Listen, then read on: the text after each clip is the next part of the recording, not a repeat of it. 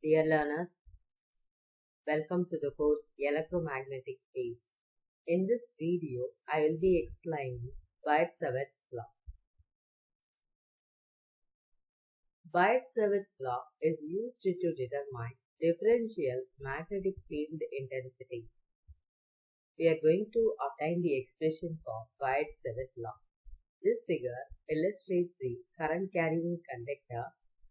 It is used to illustrate the concept of Biot Savart's law.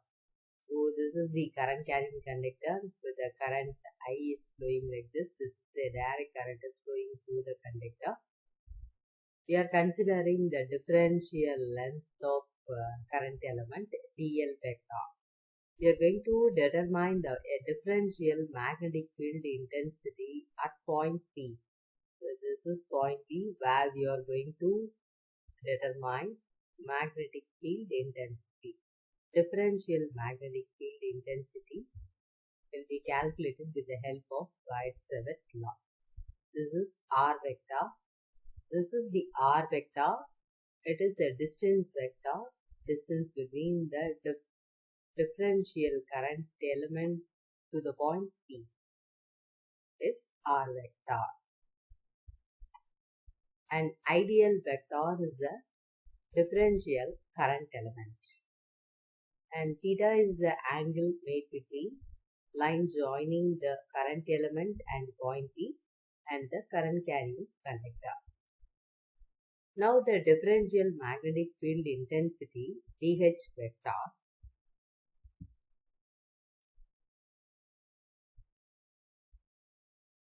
the Biot Savart law states that the magnetic field intensity dH vector produced at a point P due to a differential current element IDL is proportional to the product of the current I and differential length dl. Second, differential magnetic field intensity directly proportional to the sine of the angle between the element and the line joining point P to the element. And differential magnetic field intensity is inversely proportional to the square of the distance r between point P and the element. Now we are writing Biot Savart law mathematically. dH vector is directly proportional to ideal sin theta by r square.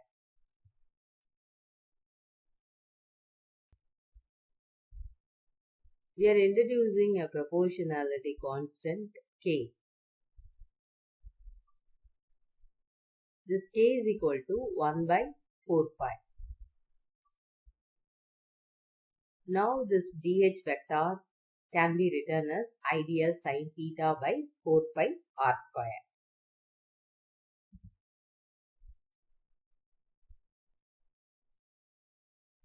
Let us consider this dl is the magnitude of vector length dl vector and AR vector is the unit vector in the direction from differential current element to point P. So then from rule of cross product, dl vector cross AR vector is nothing but dl sin theta.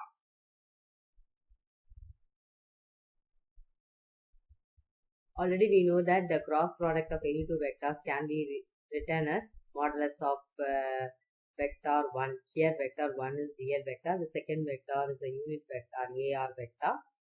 We know that magnitude of unit vector is always unity. So therefore it is simplified as a dl sin theta.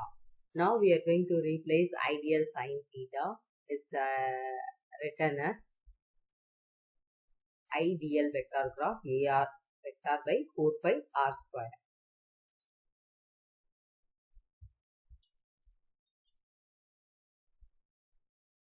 This equation 2 represents the differential magnetic field intensity at point P due to differential current element ideal vector.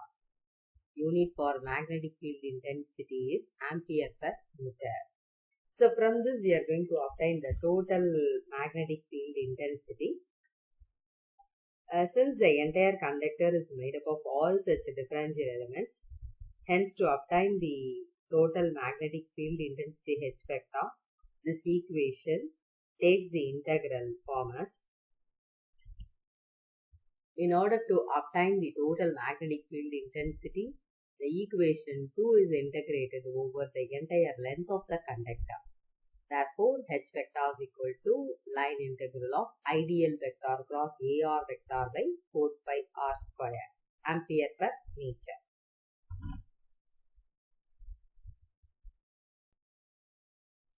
The closed line integral is required to ensure that all the current elements are considered. This is because current can flow only in the closed path provided by the closed circuit. If the current element is considered at point 1, then if the current element is considered at point 1 and the point P is considered at point 2. Now, Biot Savart law can be written as dH2 vector is equal to I1 dL1 vector cross AR12 vector by 4 pi R12 square ampere per meter. I1 dL1 vector is nothing but current flowing through dL1 vector at point 1. dL1 vector is the differential vector length at point 1. Similarly, AR12 vector is a unit vector in the direction from element to point 1 to point P at point 2.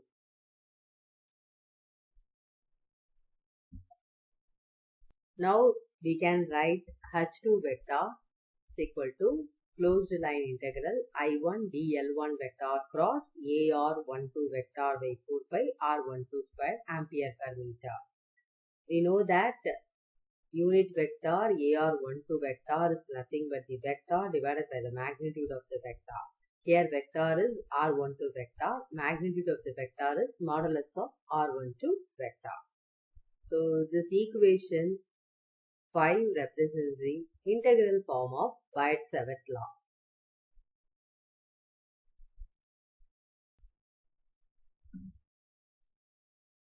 Next, we are going to talk about Biot Savart law in terms of distributed sources. Here, this equation 6, Biot Savart law can be written in terms of surface current density. Similarly, in the equation 7, it can be written in terms of volume current density.